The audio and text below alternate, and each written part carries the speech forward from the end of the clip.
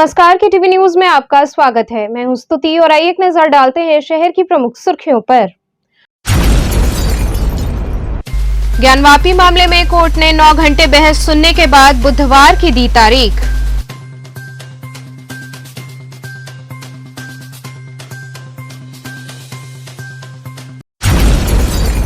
भाजपा युवा मोर्चा सारनाथ मंडल के महामंत्री को पुलिस ने बीच सड़क जड़ा थप्पड़।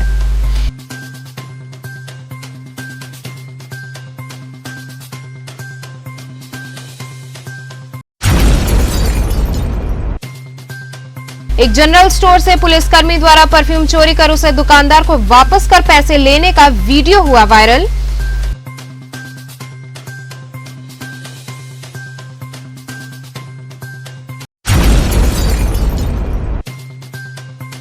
और सुभाषपा राष्ट्रीय अध्यक्ष की सुरक्षा बढ़ाए जाने की मांग को लेकर कार्यकर्ताओं ने डीएम के माध्यम से राज्यपाल को सौंपा ज्ञापन। और अब खबरें विस्तार से। ज्ञानवापी मामले में कोर्ट ने 9 घंटे बहस सुनने के बाद गुरुवार की तारीख तय की। ज्ञानवापी और श्रृंगारग्वारी मामले पर कचहरी में चली 9 घंटे की बहस के बाद दोनों पक्षों के वकील की दलील सुनते हुए न्यायाधीश ने तारीख कल के लिए टाल दी। वहीं मुस्लिम समुदाय के वकील ने कमिश्नर को हटाने की बात कही। अब कल देखना होगा कि ज्ञानवापी मामले पर क्या नतीजा आता है। प्रतिपक्ष ने भी अपने विचार रखे, अपने पक्ष को रखे। उसके बाद 61 गज इसके तहत था कि हम लोगों को परिसर जो विवादित परिसर है बैरिकेडिंग के अंदर वीडियोग्राफी से रोका गया दरवाजे पर, उसको सुलभता उपलब्ध कराया जाए ताकि जो हमारी कमीशन की टीम है वो भीतर जा सके। इस पे सारे पक्षों को सुनवाई जो है माननीय न्यायालय के समक्ष हुई और माननीय न्यायालय ने कल के लिए आदेश को सुरक्षित रख लिया है। आपका पक्ष क्यों चाहता है कि अंदर जाए, क्योंकि जो दूसरा पक्ष है वो कह रहा है कि भाई ये एकदम इलीगल एक्ट है। इलीगल जब हमारे श्रृंगार जिसका हम लोगों ने मांग किया है वो चीजें तो वीडियो रिकॉर्डिंग का कमीशन के बाद ही तो स्पष्ट होगा कि जो हमारी मांग है वो सही है कि गलत है। बिना जो है कार्रवाई के आप कैसे मान ले रहे हैं कि आप कह रहे हैं कि गलत है। आने दीजिए, सारे साक्ष्य आने दीजिए बाहर। साक्ष्य आएगा, अगर मस्जिद का साक्ष्य आएगा तो हम पीछे हटेंगे, अगर मंदिर का साक्ष्य आएगा तो आप पीछे हट जाइएगा। तो वीडियोग्राफी की तारीख भी तय हो जाएगी। सब न्यायालय कल जो है वीडियोग्राफी की भी तारीख जो है अगली तिथि दे देगा और कमिश्नर बदला जाए कि नहीं बदला है इस पर भी निर्णय कर ले लेगा। एक बात चीज बताइएगा, कुछ लोगों का ये कहना है कि अगर अंदर कोई वीडियोग्राफी होती है तो प्लेसेस ऑफ वर्शिप एक्ट की मानना है। कोई प्लेसेस ऑफ एक्ट जो है वहाँ जो है लागू नहीं होता, क्योंकि भी डिसाइड ही नहीं है कि मंदिर है कि मस्जिद है। आप कह रहे हैं कि मस्जिद है, हम कह रहे हैं मंदिर है। आपका मस्जिद डिसाइड नहीं है, हमारा मंदिर डिसाइड नहीं है, तो कैसे वो प्लेसेस ऑफ वर्शिप एक्ट 1991 कैसे लागू होगा उस पर? जब वो तय ही नहीं है, जब वो तय होता है कि अगर ये मस्जिद है तो हम पीछे हम पूरे एक्ट के अधिकार के तहत आपको जो है हमको रोका जाता।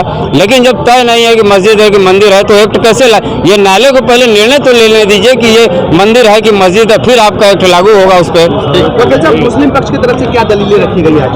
मुस्लिम पक्ष ने जो है निरर्थक दलीलों को रखा है, जो कमीशन आदेश के पहले इनको रखना चाहिए था, उस समय वो नहीं रख पाए। अब उसी गड़े मुर्दे को फिर उभारने का काम कर रहे हैं। भाजपा युवा मोर्चा सारनाथ मंडल के महामंत्री को पुलिस ने बीच सड़क थप्पड़ जड़ दिया।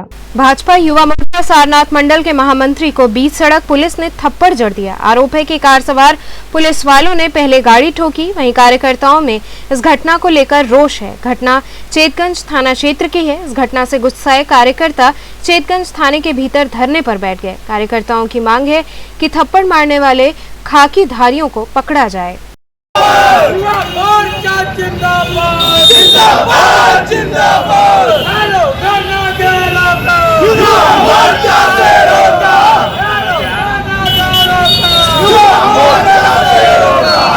क्या घटना हुआ आपके साथ? घटना ये थी कि मैं अपनी गाड़ी सीधे लेकर जा रहा था और चौका घाट के तरफ से उनकी गाड़ी आ रही थी, ब्लैक कलर की थी। और मैं मेरी गाड़ी स्लो थी, उनकी गाड़ी काफ़ी तेज़ थी।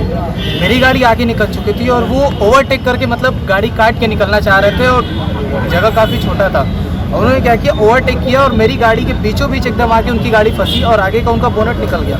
और उन्होंने अपनी गलती ना देते हुए मेरी गलती थी और मेरे को गाड़ी से बाहर खींचा। पहले कहा कि चल पहले साहब अधिकारी अंदर बैठे हैं, उनसे माफ़ी मांग ले, हाथ जोड़ ले, कुछ दे के निकल जा। मैंने कहा कि मेरी गलती नहीं है तो मैं क्यों रुकूँ, मैं क्यों माफ़ी मांगूँ।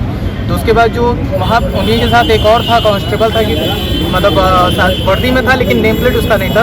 उसने मेरे को कई पड़ाका मारा फिर भीड़ जुटने लगी तो उन्होंने बाहर आके कहा, अधिकारी थे वो देखे, कहे कि जाने तो छोड़ दो, चलो।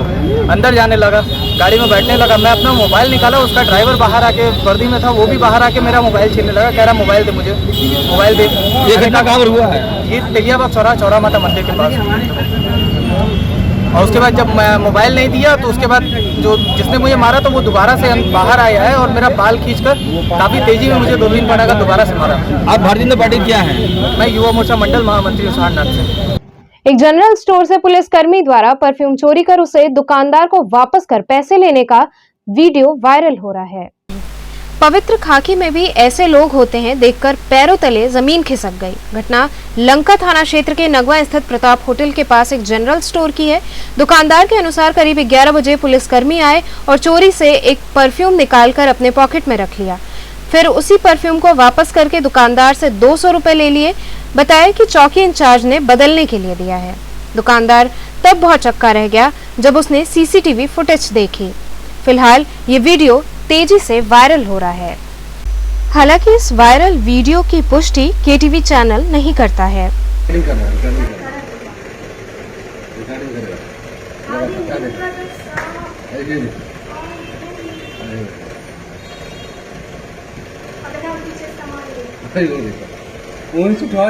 हम मगन भाजपा राष्ट्रीय अध्यक्ष की सुरक्षा बढ़ाए जाने की मांग को लेकर कार्यकर्ताओं ने डीएम के माध्यम से राज्यपाल को ज्ञापन सौंपा। बुधवार को सुभाषपा नेताओं के द्वारा जिलाधिकारी के माध्यम से राज्यपाल उत्तर प्रदेश को ज्ञापन दिया गया। कार्यकर्ताओं ने बताया कि 10 मई को सुभाषपा के राष्ट्रीय अध्यक्ष ओम प्रकाश राजभर विधायक जहूराबाद अपने विधानसभा क्षेत्र में जनता से मिलने के लिए निकले थे। पहदरिया गोसलपुर गांव थाना करीमुद्दीनपुर गाजीपुर में एक मृतक परिवार के घर बैठे हुए थे। तभी उसी विधानसभा से कुछ अराजक तत्व ओम प्रकाश राजभर के साथ अभद्रता करने लगे और असम्मानित शब्द का प्रयोग करने लगे और विधानसभा में नहीं घुसने देने की धमकी देने लगे। जिलाधिकारी वाराणसी, राज्यपाल, राज्य सरकार से सुभाषपा वाराणसी के कार्यकर्ताओं ने मांग किया कि हमारे नेता और उनके परिवार पर कभी भी जानलेवा हमला हो सकता है, इसलिए उनकी सुरक्षा व्यवस्था बनाए रखने की जिम्मेदारी राज्य सरकार की है और राज्य सरकार उनको सुरक्षा दे। आज आप लोगों ने ज्ञापन दिया है, किनको ज्ञापन दिया है, किस मामले में? देखिए, यह सरकार जब से आई है, 2017 से जब से आई है, तब से लगातार हमारे राष्ट्रीय अध्यक्ष, जिनको गरीबों की मसीहा, पिछड़े दलितों का रहनुमा जाना जाता, पूरा उत्तर प्रदेश जानता है, उनके ऊपर आए दिन हमला करने का प्रयास, अभद्रता और उनके परिवार के साथ, उनके परिवार में जो भी लड़के हैं, अरविंद राजभर जी हों, अरुण राजभर जी हों, प्रदेश अध्यक्ष हों, सबके ऊपर कहीं न कहीं से फोन के द्वारा या किसी अन्य तरीके से धमकी देना या दिन यह काम चल रहा है। और की घटना है कि हमारे राष्ट्रीय अध्यक्ष जी जहां दूसरी बार विधायक बने हैं 50,000 वोट से, जिनको वहां 50,000 से ज़्यादा वोटों से वहाँ की जनता ने चुना, उस विधानसभा में एक गरीब परिवार के यहाँ उनके यहाँ मरनी पड़ी थी। वो वहाँ गए थे, वहाँ जाने के बाद वहाँ पर कुछ अराजक तत्व के लोग ने उनके ऊपर अभद्रता शुरू कर दी और यहाँ तक कि मारपीट तो उतारू हो गए, घेराबंदी करने लगे। हमला करने की यह साजिश के तहत या प्लान के तहत योजना बनाकर उनको घेरने की तैयारी की गई थी और वो डट कर वहीं बैठ गए कि आओ जितने लोगों को हम पर लाठी गोली बम चलाना है, मारना है, कहना है, जेल में बैठ कर रात को 8 बजे तक बैठे रहे।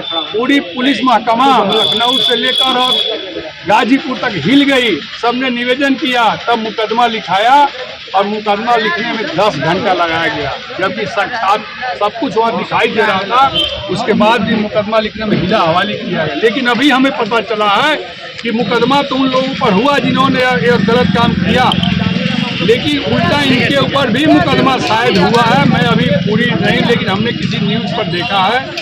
यहाँ रुकेंगे एक छोटे से ब्रेक के लिए, आप बने रहिए केटीवी के साथ।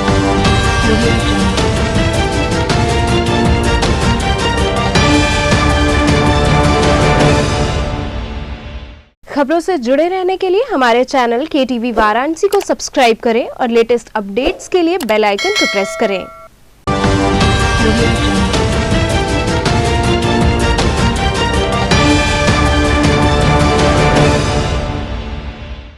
ब्रेक के बाद आपका स्वागत है।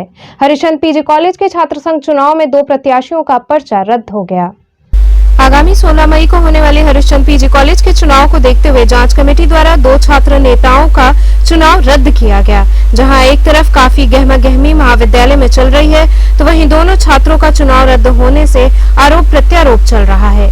इन्हीं सबको देखते हुए पुलिस बल भी महाविद्यालय में सक्रिय है ताकि शांतिपूर्वक चुनाव संपन्न कराया जा सके। वहीं मुख्य चुनाव अधिकारी अशोक कुमार सिंह ने कहा कि मेरी तरफ से कानून के तहत चुनाव कराया जा रहा है। जिनको आपत्ति हो वो आगे की कार्रवाई कर अपनी बातों को उच्च अधिकारियों तक पहुंचाए। वहीं प्रत्याशी पद से निरस्त हुए अभय यादव ने बताया कि प्रदेश सरकार के इशारे पर हमारा चुनाव निरस्त किया गया है।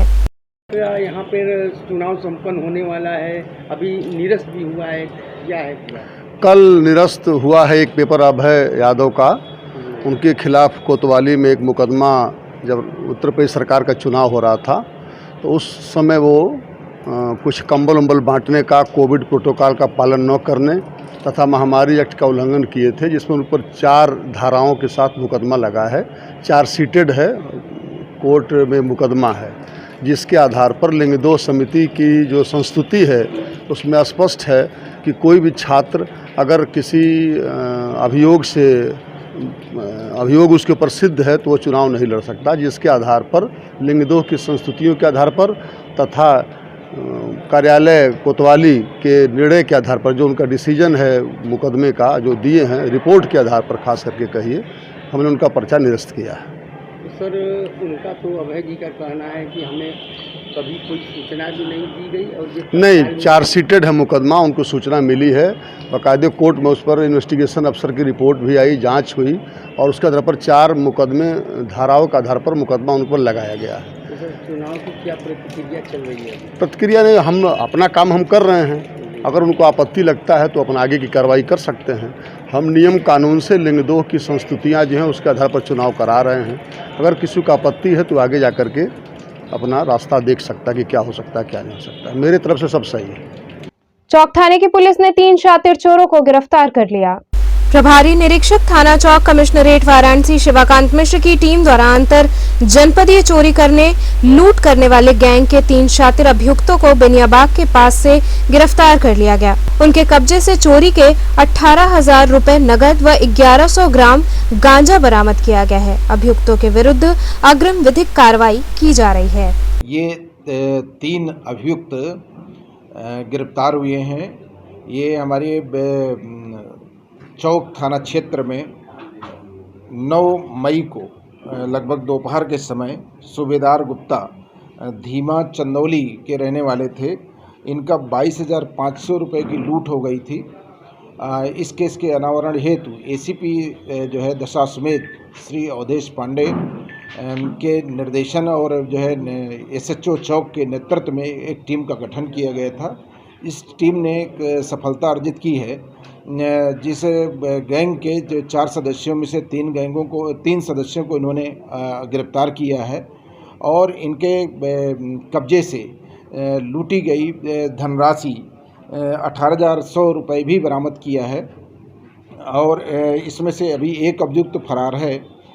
जो तीनों अभियुक्त गिरफ्तार हुए हैं उनमें इरफान पुत्र शमसुद्दीन, ये मस्जिद थाना कैंट का रहने वाला है, इस पर 3 अभियोग हैं। सुमित कुमार पुत्र ओम प्रकाश, ये बड़ी मस्जिद थाना कैंट का रहने वाला है, इस पर भी 3 अभियोग हैं। और जो विनोद डोम है, ये निवासी गोलगड्डा आदमपुर का है, इस पर जो है 10 अभियोग हैं और एक गैंगस्टर भी है और इसकी हिस्ट्री शीट भी खुली हुई है। इस तरह से इनसे पूछताछ की गई तो पूछताछ में इन्होंने अपना जुर्म कबूल किया और 4 मई को एक टप्पेबाजी ठठेरी बाज़ार में एक वृद्ध महिला अपने पेंशन का पैसा निकाल करके 11,000 आ रही थी, तो उसको भी इन्होंने जो है टप्पेबाजी के द्वारा ले लिया था, तो उस घटना को भी इन्होंने स्वीकार किया है। इस तरह से इनका एक जो है आपराधिक गैंग है और एक अभियुक्त की भी गिरफ्तारी शेष है और पूरी टीम ने बहुत ही सराहनीय कार्य किया है। और इनके कब्जे से कुछ नाजायज़ जो है ये 1100 ग्राम गांजा भी बरामद हुआ है, इनकी हिस्ट्री शीट भी खोली जाएगी, इनके विरुद्ध गैंगस्टर की भी कार्रवाई की जाएगी और पूरी टीम को 10,000 नगद धनराशि पुरस्कृत भी किया जाएगा। किस धारा के तहत इस लोगों पर कार्रवाई की जाएगी? इनमें जो है लूट की धारा 392 का एक अभियोग जो है चौक थाने का पंजीकृत है और एक जो है 379 IPC का पंजीकृत है और इसके अतिरिक्त जो है इनमें जो आपका NDPS एक्ट है उसकी धाराएं भी इनमें जो है जो नाजायज चौबेपुर निवासी व्यक्ति की हुई हत्या में लिप्त अभियुक्त को पुलिस ने गिरफ्तार किया। थाना फूलपुर क्षेत्र में वाराणसी लखनऊ हाईवे के किनारे हत्या कर फेंके गए अज्ञात शव का वाराणसी ग्रामीण क्राइम ब्रांच व थाना फूलपुर की संयुक्त पुलिस टीम ने खुलासा करते हुए अभियुक्त प्रमोद कुमार विश्वकर्मा को गिरफ्तार कर लिया। बताया जा रहा है कि 24 मार्च को नागापुर गांव के सामने वाराणसी लखनऊ हाईवे के किनारे एक अज्ञात शव मिला था।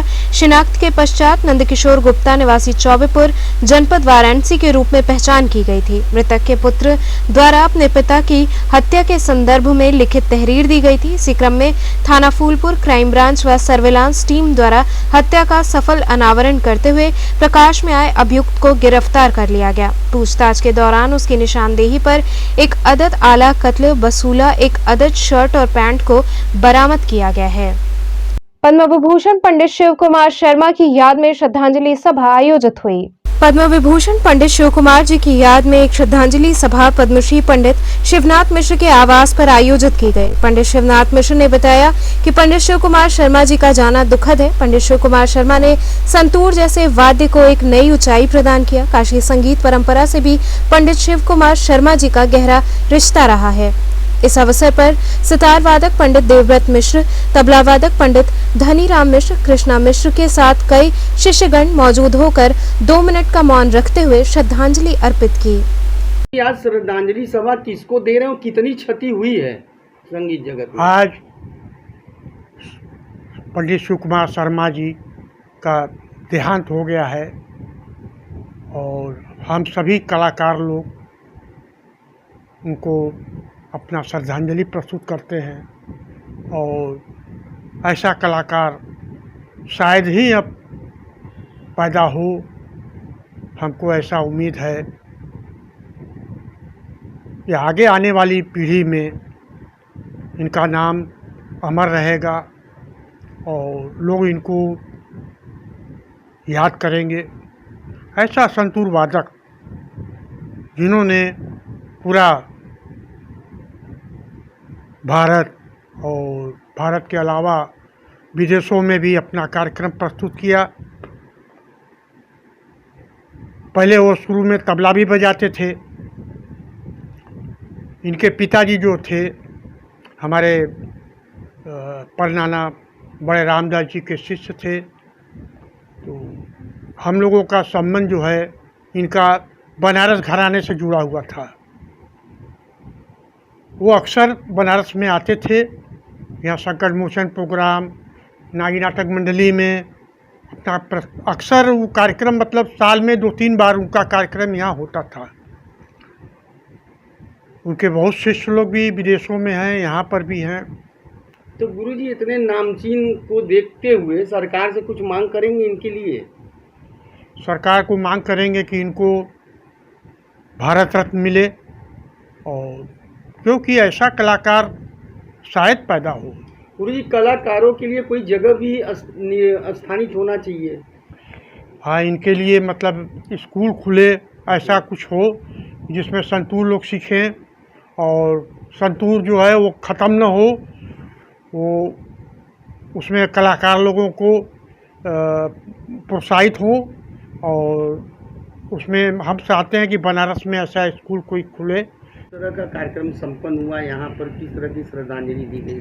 आज हमारे संगीत विद्यालय वाराणसी में पंडित शिव कुमार शर्मा जी जो कि संतूर वादक थे और विश्व में उन्होंने भारत के संगीत का परचम फैलाया था और संतूर जैसे वाद्य को इन्होंने एक अलग ऊंचाई प्रदान की और इनका जो ये बनारस से भी संबंध रखते थे। चूँकि पंडित बड़े रामदास जी जो हमारे परनाना जी थे, उनके शिष्य इनके पिताजी थे उमादत्त शर्मा जी और उनसे ही इन्होंने प्रारंभिक शिक्षा ली थी। तो बनारस से इनका लगाव था, हमेशा बनारस को कहते थे कि मैं बनारस घराने का संतूर बजाता हूँ। तो आज हम लोगों ने ये श्रद्धांजलि सभा रखी है क्योंकि वो बनारस से भी थे और एक बहुत बड़े कलाकार थे। तो हम काशीवासी कलाकारों का ये फ़र्ज़ बनता है, ये हम लोग का दायित्व है कि उनके आत्मा की शांति के लिए एक श्रद्धांजलि सभा आयोजित कर हम लोग उनको ये श्रद्धांजलि दे रहे हैं और 2 मिनट मौन हम लोग ने रखा है। कितना क्षति हुआ है संगीत जगत में? बहुत बड़ी क्षति है क्योंकि इन्होंने एक अलग आयाम बनाया था, विश्व में भारतीय शास्त्रीय संगीत का परचम फैलाया था और इनकी वजह से भारतीय शास्त्रीय संगीत का भी बहुत नाम हुआ है पूरे हर जगह पे। और भारत के सभी संगीत आयोजनों में इनकी प्रस्तुति हमेशा रहती थी, चाहे बनारस हो चाहे भारत का कोई भी ऐसा कोना नहीं है जहां इन्होंने अपनी संगीत को नहीं बजाया। तो दर्शकों में जो श्रोताओं थे उन लोगों में बहुत दुख है इनके जाने से। और हम उनके पुत्र भी हैं जो संतूर बजाते हैं, तो मैं चाहूँगा कि वो भी इस विधा को आगे बढ़ाएं और बहुत बड़ी। कैंट स्टेशन ओवरब्रिज पर एक व्यक्ति हाईटेंशन तार की चपेट में आने से झुलस गया। कैंट स्टेशन के प्लेटफॉर्म 2 ओवरब्रिज पर बुधवार की दोपहर 40 वर्षीय एक व्यक्ति हाईटेंशन तार की चपेट में आने से बुरी तरह झुलस गया। उसके शरीर का 90% हिस्सा झुलस चुका है। रेलवे पुलिस ने उसे मंडलीय अस्पताल में भर्ती कराया है। जी ये कौन है, क्या हुआ है? हमारा भाई है, बिजली मार दिया है स्टेशन में। अच्छा हाँ। तो क्या करते हैं ये? तो बोझा ढो रहे थे। अच्छा, तो पुलिस वाले आए लेकर के इनको? हाँ। तो क्या चाहती हैं आप लोग? हम लोग यही चाहते हैं डॉक्टर साहब भैया अच्छा हो जा। तो बिजली कैसे मार दिया? क्या ये वहाँ क्या कर रहे थे? बोझा ढो रहे थे। तो वहाँ बिजली से मतलब अटैच हो गया? हाँ अटैच हो गया है। घर में कौन कौन है इनके? इनके 2 बेटा है 2 बेटी है। अभी किसी की शादी बच्चा के नहीं हुआ है। तो मौके पर पुलिस वगैरह आई थी? कहाँ पर? मतलब पुलिस वगैरह आप लोगों का साथ दे रही है ना मौके पर आकर के? हाँ। तो चलते चलते पुनः एक नजर डालते हैं शहर की प्रमुख सुर्खियों पर। ज्ञानवापी मामले में कोर्ट ने 9 घंटे बहस सुनने के बाद बुधवार की दी तारीख।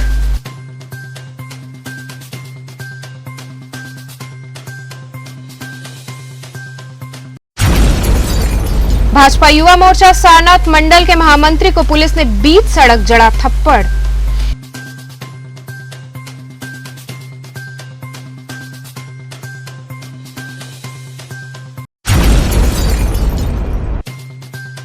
एक जनरल स्टोर से पुलिसकर्मी द्वारा परफ्यूम चोरी कर उसे दुकानदार को वापस कर पैसे लेने का वीडियो हुआ वायरल।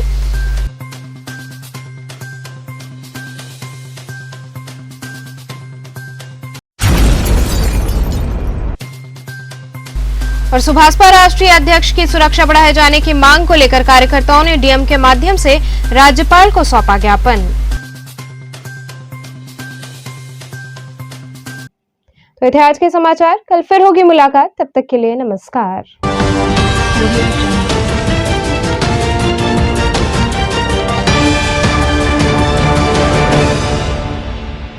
खबरों से जुड़े रहने के लिए हमारे चैनल KTV वाराणसी को सब्सक्राइब करें और लेटेस्ट अपडेट्स के लिए बेल आइकन को प्रेस करें।